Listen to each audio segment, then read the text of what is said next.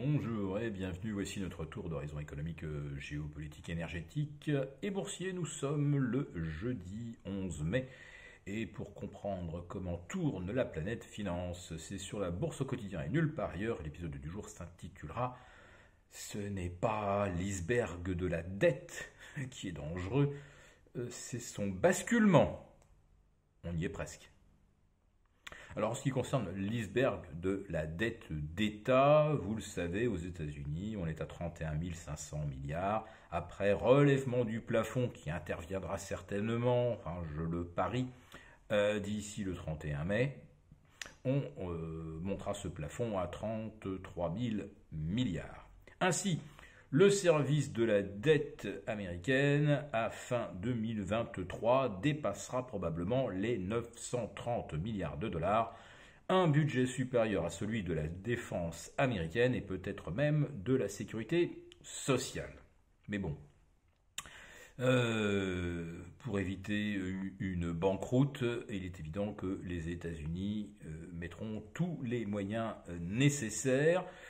Et la dette américaine, à mon sens, ne basculera pas. En revanche, les dettes des entreprises et des ménages, elles, eh bien, ce sont des icebergs peut-être plus petits, mais surtout beaucoup plus instables.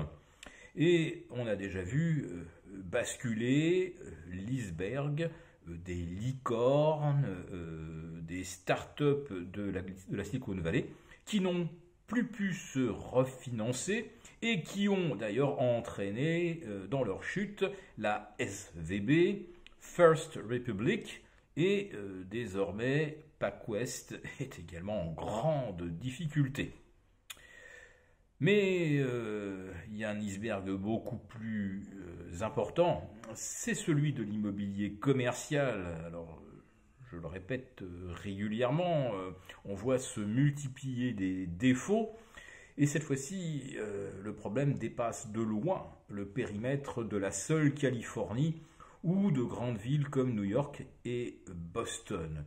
On commence à voir partout des centaines de milliers de mètres carrés vacants, des panneaux à louer partout, jusqu'au Texas et en Floride. Donc, je le répète, on sort du cas particulier de la Californie. Et donc là, vous avez des tas de promoteurs qui, n'encaissant plus de loyer, eh bien, ne sont plus capables non plus de rembourser leurs prêts. Et puis vous avez les ménages américains, dont maintenant 2/3 de ceux qui ont emprunté pour acheter doivent faire face à un coût de leur dette hypothécaire supérieur à 4%. Et ça va même jusqu'à 7,3%. Ces emprunteurs ne payaient guère plus de 2% il y a 18 mois. Autrement dit, le coût du crédit a doublé. Ce qui signifie qu'énormément de ménages américains vont soit devoir revendre des biens trop grands, en tout cas trop grands pour leur budget, ou alors ils vont faire défaut. Alors les États-Unis, c'est encore loin de chez nous, mais si on traverse simplement la Manche, juste de l'autre côté donc de Calais, eh bien on vient d'avoir des chiffres qui font froid dans le dos au Royaume-Uni. En effet, il y a déjà 700 000 ménages britanniques qui ne payent plus soit leur loyer, soit ne remboursent plus leurs prêts immobiliers. Je dis bien, ils ne payent plus. Si l'on étend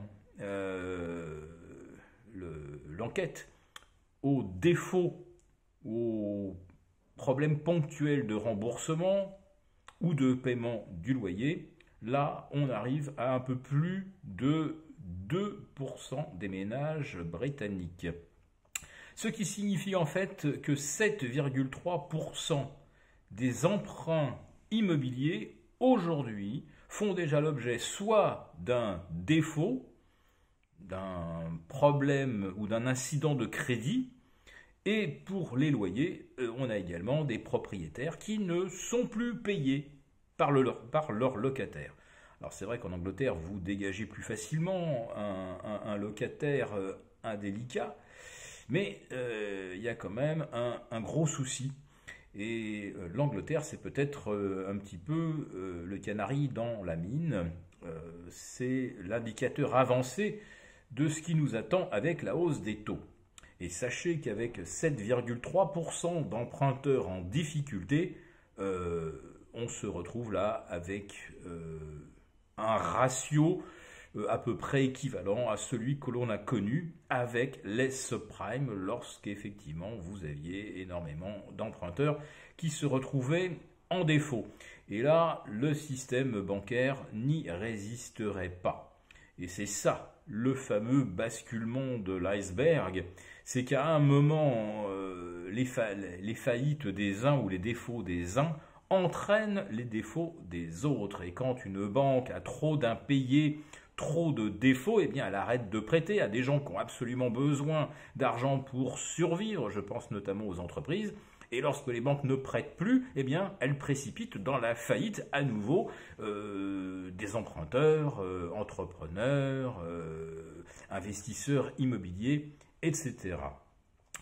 Voilà, donc les derniers chiffres britanniques me laissent craindre qu'effectivement on ne soit pas loin de ce basculement de l'iceberg.